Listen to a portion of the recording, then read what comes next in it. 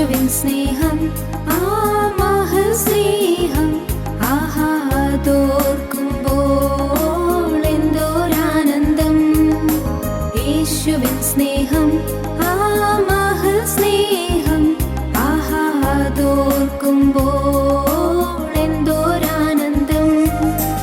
അബ്രഹാമിൻ ദൈവം ഏലിയാവിൻ ദൈവം ഈ പാപിയാകും എന്നെയുമേ തേടി വന്ന സ്നേഹം.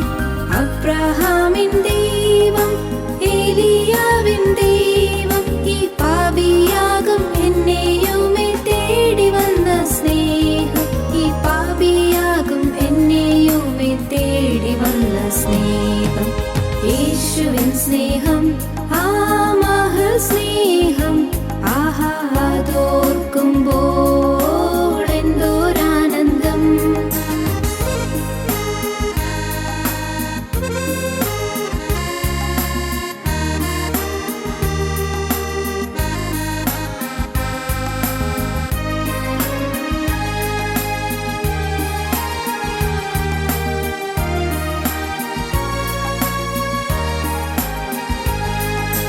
ഗോൽഗോഥാവിൻ മുകളിൽ സർവ്വലോക പാപ പരിഹാരമായി തൂങ്ങി മരിച്ചുയർത്തോരു സ്നേഹം. ഗോൽഗോഥാവിൻ മുകളിൽ സർവ്വലോക പാപ പരിഹാരമായി തൂങ്ങി മരിച്ചുയർത്തോരു സ്നേഹം. പരിഹാരമായി തൂങ്ങി മരിച്ചുയർത്തോരു സ്നേഹം. യേശുവിൻ സ്നേഹം ആ മഹസ്നേഹം ആഹാദോർക്കുമ്പോൾ എന്തോരാനന്ദം.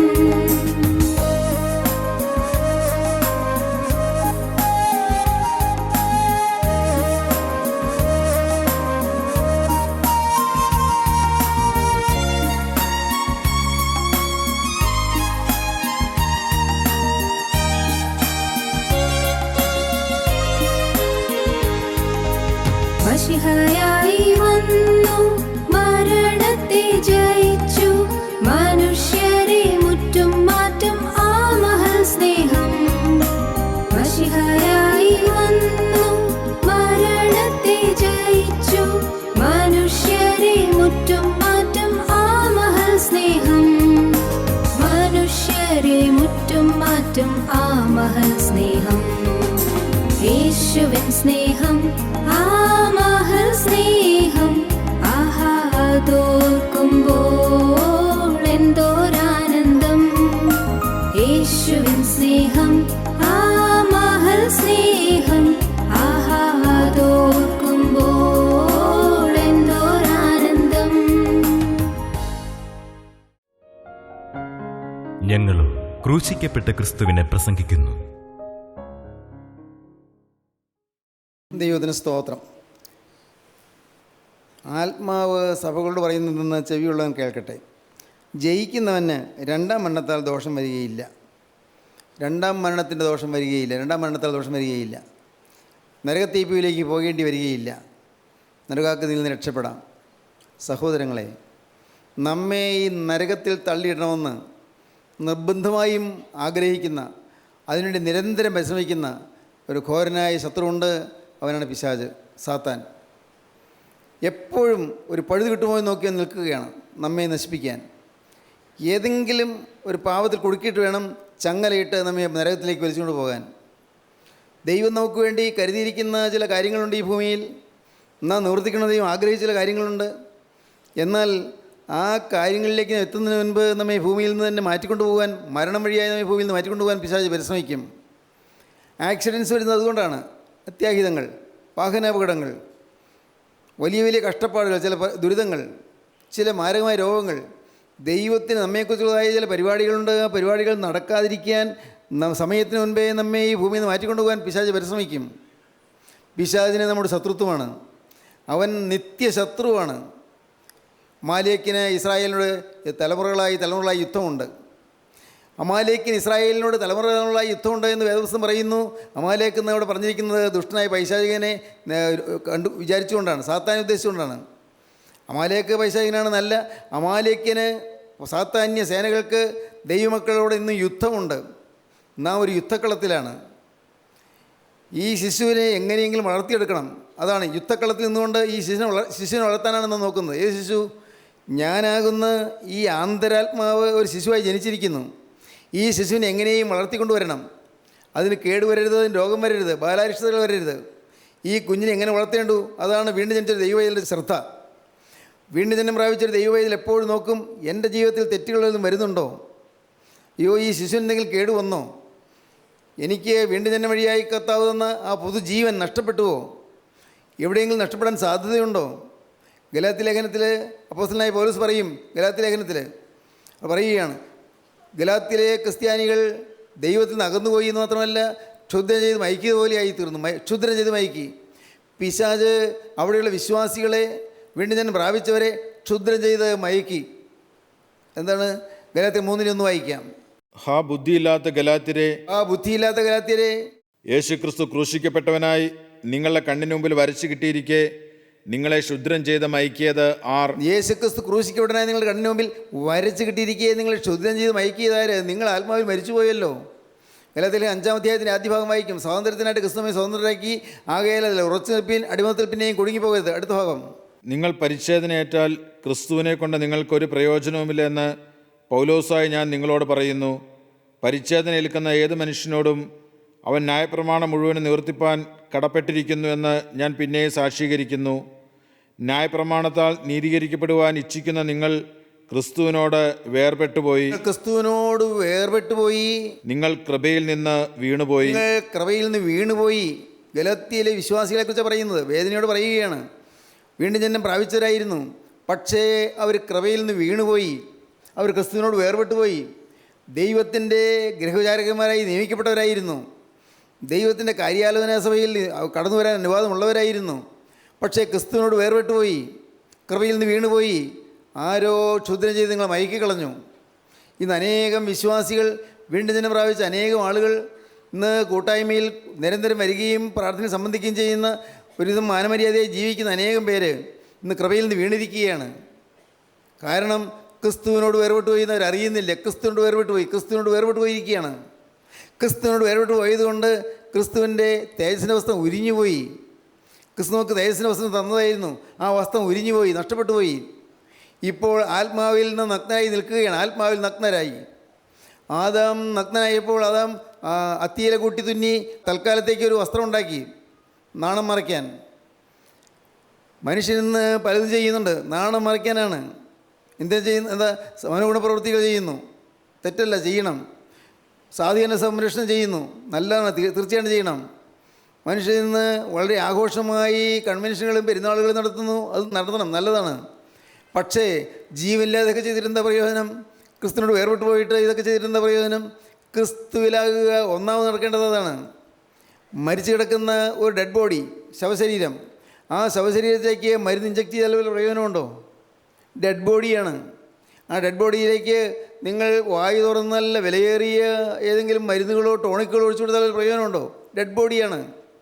എന്നതുപോലെ ഇന്ന് ജീവനില്ലാത്ത അനേകം പേരെ പല നല്ല കാര്യങ്ങൾ ചെയ്യുന്നുണ്ട്, മനോഗുണ പ്രവൃത്തികൾ ചെയ്യുന്നുണ്ട്, വളരെ വിശേഷമായ രീതിയിൽ പലരെയും സഹായിക്കുന്നുണ്ട്. തീർച്ചയായിട്ടും ഒരു നല്ല ഹൃദയത്തോടു തന്നെയാണ് ചെയ്യുന്നത്. പക്ഷേ ജീവൻ നഷ്ടപ്പെട്ടാണ് ചെയ്യുന്നത്. ജീവൻ കിട്ടിക്കഴിഞ്ഞാൽ ആ ടോണിക്ക് പ്രയോജനപ്പെടും. ജീവൻ കിട്ടിക്കഴിഞ്ഞാൽ ആ ഇഞ്ചക്ഷൻ പ്രയോജനപ്പെടും. ജീവൻ കിട്ടിക്കഴിഞ്ഞാൽ ആ മനോഗുണ പ്രവൃത്തികളെല്ലാം നല്ലതായിരിക്കും. നമ്മുടെ ജീവിതത്തിൽ ചെയ്യുന്ന മനോഗുണ പ്രവൃത്തികളൊക്കെയും ജീവൻ കിട്ടിയതിന് ശേഷം വേണം. ജീവൻ കിട്ടാതെ ചെയ്താൽ എല്ലാം നിർജീവമാണ്, അത് പ്രയോജനരഹിതമാണ്, പ്രയോജനമില്ല. പ്രിയപ്പെട്ടവരെ, ദൈവത്തിന് സ്തോത്രം. നിങ്ങൾക്ക് ഇത് മനസ്സിലാക്കാൻ എളുപ്പമാണ്. നാം ഏതെല്ലാം നന്മപ്രവൃത്തി ചെയ്താലും, എത്ര വഴിപാടുകൾ കഴിച്ചാലും, എന്തെല്ലാം പുണ്യപ്രവൃത്തി ചെയ്താലും, ആ ജീവനില്ലാതെ ചെയ്യുന്ന പ്രവൃത്തികളെല്ലാം നിഷ്ഫലമാണ്, നിഷ്പ്രയോജനമാണ്, ഒരിക്കലും നിങ്ങൾക്ക് ഗുണം ചെയ്യുകയില്ല. അതെല്ലാം ലാപ്സായി പോകും, എല്ലാം നഷ്ടപ്പെട്ടു പോകും. ദൈവത്തിന് സ്തോത്രം. എന്നാൽ നാം എന്താണ് ചെയ്യേണ്ടത്?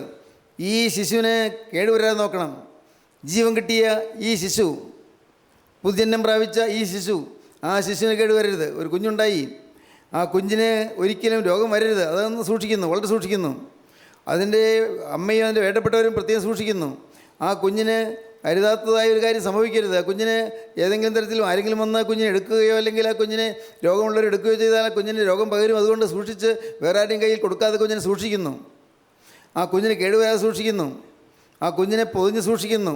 കാലാവസ്ഥയുടെ വ്യതിയാനം കൊണ്ട് വരുന്നതായ ചൂടോ അല്ലെങ്കിൽ തണുപ്പോ ആ കുഞ്ഞിനെ ഏൽക്കാതെ കൊണ്ട് അതിനെ സൂക്ഷിച്ച് വളരെ സൂക്ഷ്മതയോടെ കൈകാര്യം ചെയ്യുന്നു. ഒരു ശിശുവായി ജനിച്ചു കഴിഞ്ഞാൽ വളരെ സൂക്ഷ്മത്തോടെ കൈകാര്യം ചെയ്യണം, വളരെ സൂക്ഷ്മത്തോടെ. നിർഭാഗ്യവശാൽ നമ്മുടെ ആളുകൾ ഇതൊന്നും അറിയുന്നില്ല, എങ്ങനെയാണ് എന്താണെന്ന് അറിഞ്ഞുകൂടാ. ഇതൊന്നും പഠിപ്പിക്കാനുള്ള യാതൊരു സംവിധാനവും ഇന്ന് സഭകളിലില്ല, ഒരു സഭയിലുമില്ല. ഇന്നത് സഭയിൽ നിന്നല്ല, ഒരു സഭയിലുമില്ല. ഇന്ന് എല്ലാവരും ഓടിപ്പൊതിഞ്ഞ് സുഖമായി സുഖലോലുപരായി സന്തോഷമായി കഴിയുന്നു മാത്രം. ആത്മാവിൻ്റെ അവസ്ഥ മനസ്സിലാക്കാതെ ഇന്ന് ആഘോഷങ്ങൾ നടത്തിക്കൊണ്ടിരിക്കുന്നു, ഇന്ന് പെരുന്നാളുകൾ നടത്തിക്കൊണ്ടിരിക്കുന്നു. പെരുന്നാൾ വേണ്ടെന്ന് ഞാൻ പറഞ്ഞില്ല, റാസകൾ ഗംഭീരമായി നടത്തിക്കൊണ്ടിരിക്കുന്നു, വലിയ വെടിക്കെട്ടുകളും വലിയ കഥാപ്രസംഗങ്ങളും ഒക്കെ നടത്തിക്കൊണ്ടിരിക്കുന്നു. പ്രിയപ്പെട്ടവരെ, സാക്ഷാത്തായ ആത്മീയ അനുഭവത്തിലേക്ക് ഈ പാവപ്പെട്ട ജനം വരണമെന്നുള്ളതായി യാതൊരു ചിന്തയുമില്ലാതെ അനേകരിന്ന് ജീവിതത്തിൽ നിഷ്ഠയില്ലാത്തവരായി ജീവിച്ചു പോകുന്നു. നഷ്ടം. കുഞ്ഞ് നശിച്ചുപോയി, കുഞ്ഞ് മരിച്ചുപോയി. അതാണ് ഗലാത്യ സഭയോട് പറയുന്നത്. ഗലാത്യ ലേഖനത്തിൽ പറയും, 4-ാം അധ്യായത്തിൻ്റെ ലാസ്റ്റ് ബട്ട് 1 പാരഗ്രാഫ്, അതിൽ പറയും, ക്രിസ്തു യേശു നിങ്ങൾ ഉരുവാകുവോളം ഞാൻ പിന്നെയും പ്രസവവേദനപ്പെടുന്നതായ എൻ്റെ കുഞ്ഞുങ്ങളെ. വായിച്ച്, ക്രിസ്തു യേശു നിങ്ങൾ ഉരുവാകുവോളം ഞാൻ പിന്നെയും പ്രസവവേദനപ്പെടുകയാണ്. ഒരു അമ്മ കുഞ്ഞിനെ പ്രസവിക്കാൻ പ്രസവവേദനപ്പെടുന്നത് പോലെ നിങ്ങൾ ജനിച്ചവരായിരുന്നു, പക്ഷേ നിങ്ങൾ മരിച്ചുപോയി, ഇനി നിങ്ങൾ ജനിക്കാൻ ഞാൻ വീണ്ടും പ്രസവവേദനപ്പെടുകയാണ്. വായിക്കൂ, ക്രിസ്തു നിങ്ങളിൽ ഉരുവാകുവോളം ഞാൻ പിന്നെയും പ്രസവവേദനപ്പെടുന്നവരായ എൻ്റെ കുഞ്ഞുങ്ങളെ, ഇന്ന് നിങ്ങളുടെ അടുക്കലിരുന്ന് എൻ്റെ ശബ്ദം മാറ്റുവാൻ കഴിഞ്ഞിരുന്നുവെങ്കിൽ കൊള്ളായിരുന്നു. ഇന്ന് നിങ്ങളുടെ അടുക്കലിരുന്ന് എൻ്റെ ശബ്ദം ഒന്ന് മാറ്റാൻ കഴിഞ്ഞെങ്കിൽ കൊള്ളാമായിരുന്നു. എനിക്ക് സങ്കടമാണ് നിങ്ങളെക്കുറിച്ച്. നിങ്ങൾ ജനിച്ചവരായിരുന്നു, വീണ്ടും ജനം പ്രാപിച്ചവരായിരുന്നു, നിങ്ങൾ കുറേയൊക്കെ വളർന്നവരായിരുന്നു, പക്ഷേ ക്രിസ്തുവിൻ്റെ കൃപയിൽ നിങ്ങൾ വീണുപോയി, നിങ്ങൾ ആത്മാവിൽ മരിച്ചുപോയി, നിങ്ങൾ ദൈവരാജ്യത്തിന് അർഹതയില്ലാത്തവരായിപ്പോയി. നിങ്ങൾ ധാരാളം വചനം കേൾക്കുകയും വചനം പറയുകയും ചെയ്തതായിരിക്കാം, പക്ഷേ ഇന്ന് നിങ്ങളുടെ ഉള്ളിൽ ജീവനില്ല. ഇനിയും നിങ്ങൾ ക്രിസ്തു ഉരുവാകാൻ പിന്നെയും ഞാൻ പ്രസവവേദനപ്പെടുകയാണ്. പ്രസവവേദന മാതാവ് അനുഭവിക്കുന്നത് പോലെ ഞാൻ നിങ്ങളെക്കുറിച്ച് പ്രസവവേദനപ്പെടുകയാണ്. എൻ്റെ കുഞ്ഞുങ്ങളെ, എൻ്റെ സ്വരമൊന്ന് മാറ്റുവാൻ കഴിഞ്ഞെങ്കിൽ കൊള്ളാമായിരുന്നു. ദൈവത്തിന് സ്തോത്രം. സഹോദരങ്ങളെ, നിങ്ങൾക്ക് മനസ്സിലാകുന്നുണ്ടോ? ക്രിസ്തു വീണ്ടും ഉരുവാകണം. ഇന്ന് ഇത് കേട്ടുകൊണ്ടിരിക്കുമ്പോൾ നിങ്ങൾ പറയണം കർത്താവിനോട്, കർത്താവേ, എന്നിൽ ക്രിസ്തു വീണ്ടും ഉരുവാകണം, എന്നിൽ ഉരുവാകണം. നീ എന്നോട് മനസ്സരിയണം, എൻ്റെ മേൽ നിൻ്റെ കൃപ ചൊരിയണം, നിൻ്റെ വാത്സല്യം എൻ്റെ മേൽ പകരണം. നീ സൂര്യൻ്റെ ആ മനോഹരമായ രശ്മികൾ എൻ്റെ മേലൊന്ന് പതിയണം. കർത്താവായ യേശുവിൻ്റെ കൃപയുടെ കരം എൻ്റെ മേൽ വയ്ക്കണം. എൻ്റെ കർത്താവേ, നഷ്ടത്തിൻ്റെ കണക്കേ എനിക്ക് പറയാനുള്ളൂ. നഷ്ടത്തിൻ്റെ കാലങ്ങൾ, നഷ്ടപ്പെട്ടു പോയ കാലങ്ങൾ, എത്രയെത്ര സംവത്സരങ്ങൾ ഞാൻ നഷ്ടപ്പെടുത്തി, എത്രയെത്ര കാലങ്ങൾ. ഇനി ഒരു ചുരുങ്ങിയ കാലം മാത്രം, എത്രയെന്ന് എനിക്ക് അറിഞ്ഞുകൂടാ. ഒരു ചുരുങ്ങിയ കാലം മാത്രം, ദൈവത്തിന് സ്തോത്രം, വളരെ ചുരുങ്ങിയൊരു കാലം മാത്രം ഉള്ള കാലം. കർത്താവേ, നിനക്ക് വേണ്ടി എനിക്ക് എരിഞ്ഞടങ്ങണം. നിനക്ക് വേണ്ടി എൻ്റെ ആയുസ് തീർന്നു പോകണം. കത്തി തീർന്നു പോകണം. മെഴുകുതിരി കത്തിച്ച് വെച്ചു, കത്തി വെളിച്ചം കൊടുത്തു വന്നു. ആ മെഴുകുതിരി അവസാനം കത്തി തീരണം. കർത്താവേ, ഒരു മെഴുകുതിരിയായി എനിക്ക് ശോഭിച്ച് നിൽക്കണം. എൻ്റെ ഭവനത്തിൽ ഒരു മെഴുകുതിരിയായി എനിക്ക് നിൽക്കണം.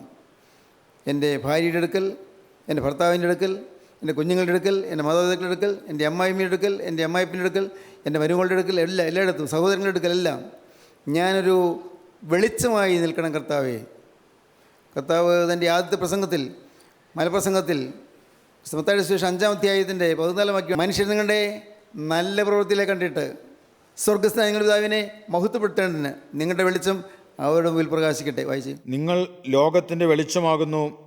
മലമേലിരിക്കുന്ന പട്ടണം മറഞ്ഞിരിപ്പാൻ പാടില്ല. വിളക്ക് കത്തിച്ച് പറയിൻ കീഴല്ല, തണ്ടിന്മേലത്രേ വയ്ക്കുന്നത്. അപ്പോൾ അത് വീട്ടിലുള്ള എല്ലാവർക്കും പ്രകാശിക്കുന്നു. അങ്ങനെ തന്നെ മനുഷ്യർ നിങ്ങളുടെ നല്ല പ്രവൃത്തികളെ കണ്ട് സ്വർഗസ്ഥനായ നിങ്ങളുടെ പിതാവിനെ മഹത്വപ്പെടുത്തേണ്ടതിന് നിങ്ങളുടെ വെളിച്ചം അവരുടെ മുമ്പിൽ പ്രകാശിക്കട്ടെ.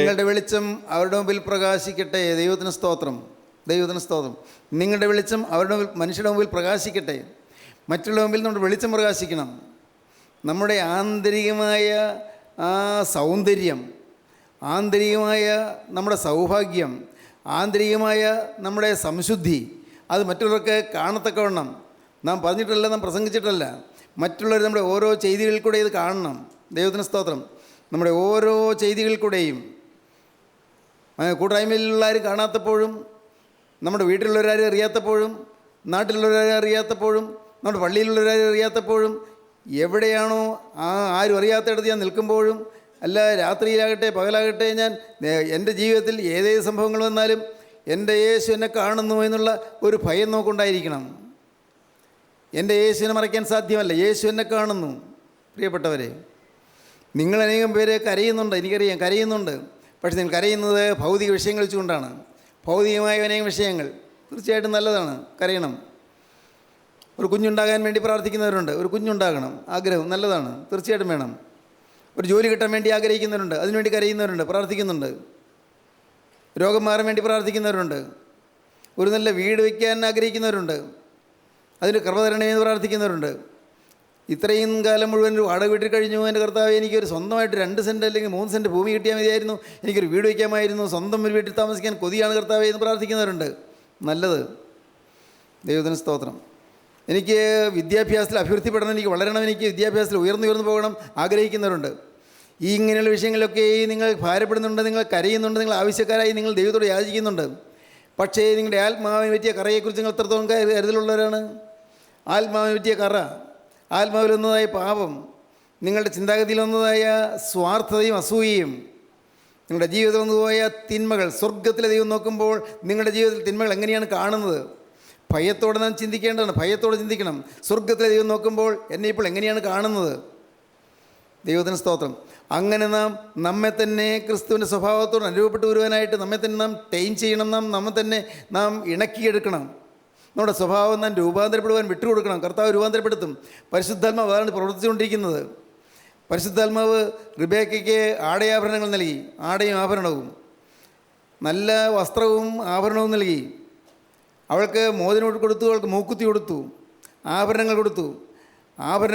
അവിടെ അണിയിച്ച് ഒരുക്കി. പരിശുദ്ധാത്മാവാണ് നമ്മെ അണിയിച്ചൊരുക്കുന്നത്.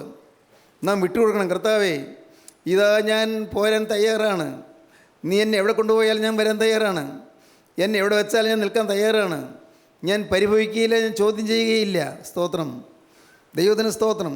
കർത്താവേ, എനിക്ക് ഹിതമല്ലാത്ത സ്ഥലത്ത് ഞാൻ പോകേണ്ടി വന്നാലും ഞാൻ അതിന് പരിഭവിക്കുകയില്ല. എനിക്ക് ഇഷ്ടമില്ലാത്തൊരു കാര്യത്തിലേക്ക് നീ എന്നെ വിളിച്ചാലും ഞാൻ പരിഭവിക്കുകയില്ല. എനിക്കത് പറ്റുകയില്ല എന്ന് ഞാൻ പറയുകയില്ല, എന്നെക്കൊണ്ട് സാധ്യമല്ല എന്ന് ഞാൻ പറയുകയില്ല.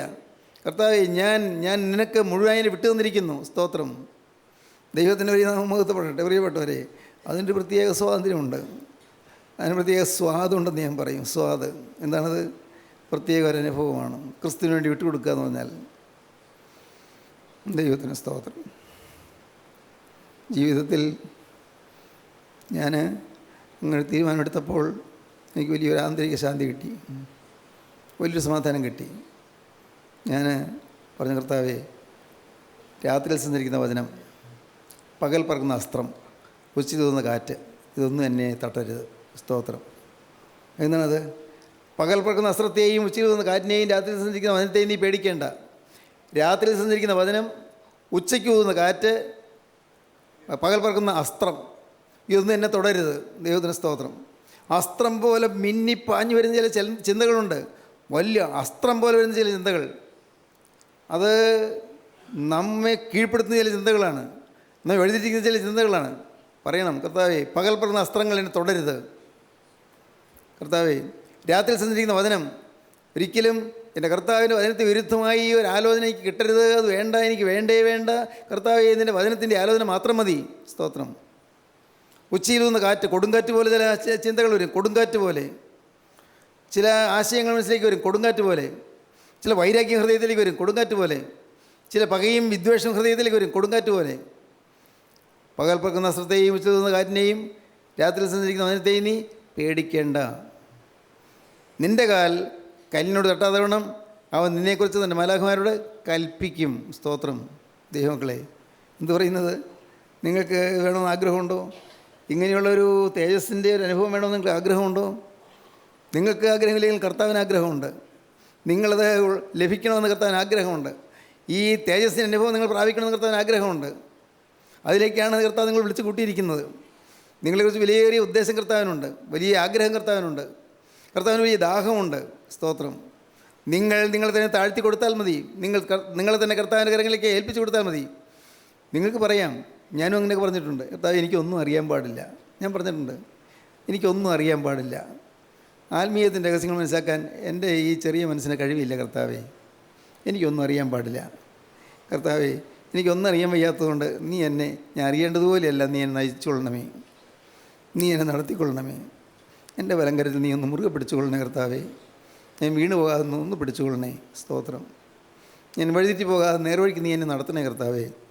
ഒരു കാരണവശാലും ഒരു വഴിതെറ്റി പോകാൻ എനിക്ക് ഇടവരാതെ നീ എന്നെ സൂക്ഷിക്കണമേ. ഓടിപ്പാഞ്ഞ് നശിപ്പിക്കാൻ നടക്കുന്ന ഒരു ദുഷ്ടനുണ്ട്. ആ പൈശാചികൻ്റെ കെണിയിലും വലയിലും കുടുങ്ങാതെ നാം തന്നെ സൂക്ഷിക്കേണ്ടതാണ്. ഒരിക്കലും കുടുങ്ങിപ്പോകരുത്, നാം സൂക്ഷിച്ച് നിൽക്കേണ്ടതാണ്. ദൈവത്തിന് സ്തോത്രം. അങ്ങനെ നമ്മുടെ ജീവിതത്തിൽ ആത്മാവിൽ ഇണജനം പ്രാപിച്ചു, ആത്മാവിൽ പുതുജന്മം പ്രാപിച്ചു. നമ്മുടെ ജീവിതത്തിൽ മരിച്ച ആത്മാവ് ജീവൻ പ്രാപിച്ചു. പുതിയ ഒരു അനുഭവം നമുക്ക് ലഭിച്ചു. അങ്ങനെ നീതിൻ വസ്ത്രം നമ്മളെ പുതപ്പിച്ചു. നാം പിന്നെ വിശുദ്ധിയിൽ വളരുകയാണ്, പടിപടിയായി വളരുകയാണ്. അങ്ങനെ മരണത്തോളം അങ്ങനെ വളർന്ന് ഒരു ദിവസം കാഹളധ്വനി കേൾക്കും. ഭൂമിയിൽ ജീവിക്കുമ്പോഴാകട്ടെ അല്ല മരിച്ചതിന് ശേഷമാകട്ടെ ഒരു ദിവസം സ്വർഗത്തിൻ്റെ കാഹളം മുഴങ്ങുന്നത് കേൾക്കും. കർത്താവിന് ഗംഭീരനാദത്തോടും പ്രധാനദൂതൻ്റെ ശബ്ദത്തോടും ദൈവത്തിൻ്റെ കാഹളത്തോടും കൂടെ സ്വർഗത്തിൽ നിറങ്ങി വരികയും ക്രിസ്തുവിൽ മരിച്ചവർ മുമ്പേ ഉയർത്തെഴുന്നേൽക്കുകയും ചെയ്യും. പിന്നെ ജീവനോട് ശേഷിക്കുന്ന നാം അവരോടൊരുമിച്ച് ആകാശത്തിൽ കർത്താവിനെ തിരഞ്ഞെടുപ്പാൻ മേഘങ്ങൾ എടുക്കപ്പെടും. ഇങ്ങനെ നല്ല ഇപ്പോഴും കർത്താവിനോടുകൂടെ ഇരിക്കും. ഈ വചനങ്ങളെ കൊണ്ട് അന്യോന്യം ആശ്വസിപ്പിച്ചുകൊള്ളുവീൻ. സ്തോത്രം. പിന്നെ എപ്പോഴും കർത്താവിനോടുകൂടെ ഇരിക്കും. ദൈവം തന്നെ സ്നേഹിക്കുന്നവർക്ക് ഒരുക്കിയിട്ടുള്ളത് കണ്ണ് കണ്ടിട്ടില്ല, ചെവി കേട്ടിട്ടില്ല, ഒരു മനുഷ്യൻ്റെ ഹൃദയത്തിൽ നിരൂപിച്ചിട്ടുമില്ല. സ്തോത്രം. എന്തൊരു ഭാഗ്യം. ചിലപ്പോഴൊക്കെ ഇരുന്ന് ചിന്തിക്കും, ആരും നിരൂപിക്കാത്ത കാര്യം ഞാൻ ചിന്തിച്ചിട്ട് കാര്യമില്ല കർത്താവേ. എന്തൊക്കെയായിരിക്കും സ്വർഗത്തിൽ വരുന്ന ഭാഗ്യങ്ങൾ, എന്തൊക്കെയായിരിക്കും ദൈവം എനിക്ക് വേണ്ടി ഒരുക്കിയിരിക്കുന്ന ഭാഗ്യങ്ങൾ. സ്തോത്രം.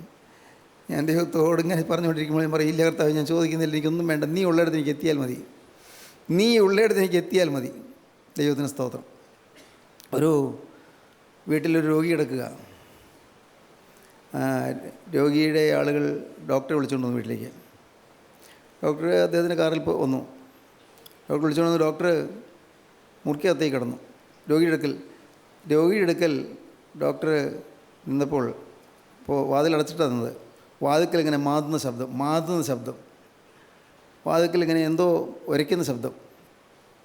അപ്പോൾ അവിടെ മുറിക്കകത്തുണ്ടായിരുന്നു. ചോദിച്ചു, എന്താ പുറത്തെന്തോ? അത് എൻ്റെ നായ, ഞങ്ങൾ വളർത്തുപട്ടിയുണ്ട്, ആ വളർത്തുപട്ടി അത് എൻ്റെ കൂടെ കാറിൽ പോകുന്നതാണ്. അവനാ മാന്തുന്നത്, ആ പട്ടിയെ മാന്തുന്നത്. കാരണം അവനറിയാം ഞാൻ ഇതിനകത്തുണ്ട് എന്ന്. അവനിങ്ങോട്ട് വരണം. ഞാനിവിടെ ഉണ്ട് എന്ന് അവനറിയാം. ഈ മുറിക്കകത്ത് ഞാൻ ഉണ്ടെന്ന് അവനറിയാം. അതുകൊണ്ട് അവൻ മാന്തുകയാണ്. അവനും അകത്ത് വരണമെന്നാണ് എൻ്റെ ഉദ്ദേശം. പ്രിയപ്പെട്ടവരെ, ഇതൊരു സംഭവമാണ്. എന്താണെന്ന് മനസ്സിലായോ? ക്രിസ്തു അകത്തുള്ളവരാണ് മരണാന്തരാവസ്ഥ കിട്ടുന്ന സൗഭാഗ്യം. ക്രിസ്തു അകത്തുണ്ടോ? ഭാഗ്യം. ക്രിസ്തു അകത്തുണ്ട്. അവിടെ നാം ചെല്ലണം. അവിടെ എന്താണ് കിട്ടാൻ പോകുന്നതെന്ന് അറിഞ്ഞുകൂടാ. കണ്ണ് കണ്ടിട്ടില്ല, ചെവി കേട്ടിട്ടില്ല, ഒരു മനുഷ്യൻ്റെ ഹൃദയത്തിൽ നിരൂപിച്ചിട്ട് പോലുമില്ല. പക്ഷേ അവിടെ ചെല്ലുവാൻ ഇവിടെ ചൊരുങ്ങണം. ദൈവത്തിൻ്റെ വലിയ നാമം മഹത്വപ്പെടട്ടെ. എൻ്റെ പ്രിയ സഹോദരി സഹോദരന്മാരെ, നിങ്ങളുടെ ജീവിതത്തിൽ ഒരു ദിവസം കടന്നു പോകുവാൻ തുടങ്ങുമ്പോൾ അപ്പോൾ യേശു അടുക്കലുണ്ട് എന്നുള്ള ഉറപ്പ് നിങ്ങൾക്കുണ്ടായിരിക്കണം. യേശു എന്നെ തഴുകിയിരിക്കുന്നു, തലോടിയിരിക്കുന്നുള്ളതായി ഉറപ്പ് നിങ്ങൾക്കുണ്ടായിരിക്കണം. യേശു ജീവൻ്റെ ഉള്ളിൽ തുടിക്കുന്നു എന്നുള്ളതായി അനുഭവം നിങ്ങൾക്കുണ്ടായിരിക്കണം. ഇല്ലെങ്കിൽ നഷ്ടമാണ്. ദൈവത്തിന് സ്തോത്രം. രണ്ടാം മരണത്തിലേക്ക് പോകാൻ നിങ്ങൾക്ക് ആർക്കിട വരരുത്. രണ്ടാം മരണം തീപ്പൊയ്യുകയാണ്. രണ്ടാം മരണത്തിലേക്ക് നിങ്ങളാരും പോകരുത്. ദൈവത്തിന് സ്തോത്രം. ആരും പോകരുത്.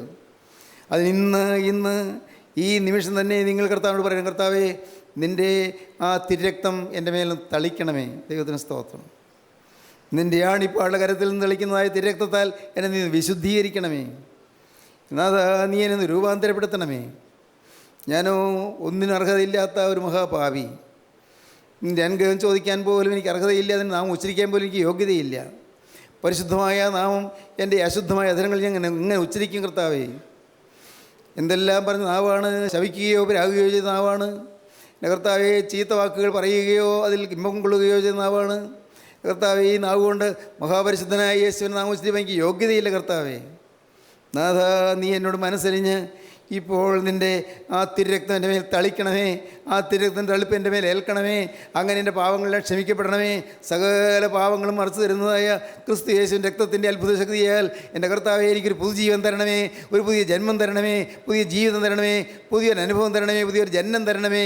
കർത്താവേ നീ എന്നെ രൂപാന്തരപ്പെടുത്തണമേ. നാഥ നിൻ്റെ കരങ്ങളിലേക്ക് ഞാൻ ഏൽപ്പിക്കുകയാണ്, ഞാൻ വിട്ടു തരികയാണ്. കർത്താവേ നിനക്ക് ഇഷ്ടം പോലെ നിനക്ക് എന്നെ ഉപയോഗിക്കാം, ഇഷ്ടം പോലെ നിനക്ക് എന്നെ ഉപയോഗിക്കാം. നീ എവിടെയെല്ലാം ഞാൻ നിൽക്കാൻ ആഗ്രഹിക്കുന്നു അവിടെയെല്ലാം ഞാൻ നിന്നുകൊള്ളാം. കർത്താവേ ഇനി എൻ്റെ ജീവിതത്തിലെ ഓരോ സെക്കൻഡും ഇനി എൻ്റേതല്ല, നിൻ്റേത് മാത്രം. നാഥ ഇനി നിൻ്റേത് മാത്രം, എൻ്റേതായിട്ടൊന്നുമില്ല. പൈസ എൻ്റേതല്ല, നിൻ്റേത്.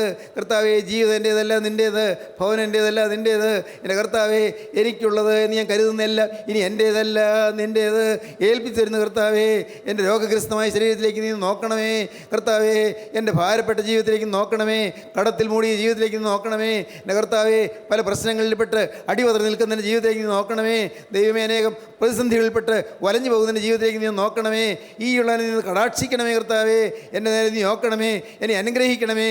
നാഥ എന്നെ ജീവൻ എൻ്റെ മേൽ പകരണമേ. ആത്മാവിൻ്റെ പുതിയ ജീവൻ്റെ മേൽ പകർന്ന് എന്നെ പുതിയ സൃഷ്ടിയാക്കി രൂപാന്തരപ്പെടുത്തണമേ. പ്രാർത്ഥിക്കുമോ നിങ്ങൾ? ഇപ്പോൾ തന്നെ നിങ്ങളുടെ ജീവിതം സമർപ്പിക്കുമോ? ഹല്ലേലൂയ.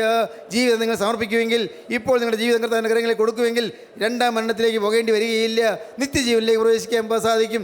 സ്വർഗീയ പൗരത്വം നിങ്ങൾ ലഭിക്കും. അങ്ങനെ ദൈവത്തിൻ്റെ മക്കളായി നിങ്ങൾ തീരും. കർത്താവിൻ്റെ പ്രിയ മക്കളായി നിങ്ങൾ തീർന്ന് ദൈവരാജ്യത്തിൻ്റെ അവകാശികളായി നിങ്ങൾ തീരും. അതിനുവേണ്ടി ഇപ്പോൾ തന്നെ നിങ്ങൾ സമർപ്പിക്കുക, ക്രിസ്തുവിൻ്റെ കരങ്ങളിലേക്ക് നിങ്ങൾ കൊടുക്കുക. അങ്ങനെ തീരുമാനം എടുക്കുന്നെങ്കിൽ ഇരുകരവും നിങ്ങൾക്ക് ഉയർത്തിപ്പിടിക്കാം. Hallelujah, hallelujah. കാരുണ്യവാനായ ഞങ്ങളുടെ സ്വർഗീയ പിതാവേ, അനുഗ്രഹീത നിമിഷങ്ങൾക്കായി സ്തോത്രം. അപ്പോൾ അവിടെ നിങ്ങളുടെ കൂടെ തന്നെ ഉള്ളതിനായി സ്തോത്രം. ഈ മക്കളെ എല്ലാം അവിടുന്ന് കടാക്ഷിക്കുന്നതിനായി സ്തോത്രം. എല്ലാവരോടും അവിടുന്ന് മനസ്സിലയുന്നതിനായി സ്തോത്രം. എല്ലാവരെയും തുടരണമേ കർത്താവേ. തിരക്കത്തിൻ്റെ തളിപ്പ് എല്ലാവർക്കും ലഭിക്കണമേ കർത്താവേ. സാക്ഷാത്തായ ക്രിസ്തീയ ജീവിതത്തിന് അനുഭവം എന്താണെന്ന് അനുഭവിക്കാൻ ഈ മക്കൾക്ക് ഭാഗ്യം നൽകണമേ കർത്താവേ. രണ്ടാമത്തവരിന് വേണ്ടി ഈ മക്കളെല്ലാം ഒരുക്കണമേ എന്ന് പ്രാർത്ഥിക്കുന്നു. ജീവൻ്റെ കിരീടം പ്രാപിപ്പാൻ തക്ക ഇവർക്ക് ഭാഗ്യം നൽകണമെന്ന് പ്രാർത്ഥിക്കുന്നു. എല്ലാവരെയും അനുഗ്രഹിക്കണമേ. യേശു ക്രിസ്തുവിൻ്റെ പരിശുദ്ധമായ നാമത്തിൽ യാചിക്കുന്നു. കൃപയോടെ കേൾക്കണം പിതാവേ. ആമീൻ. ഹല്ലേലൂയ.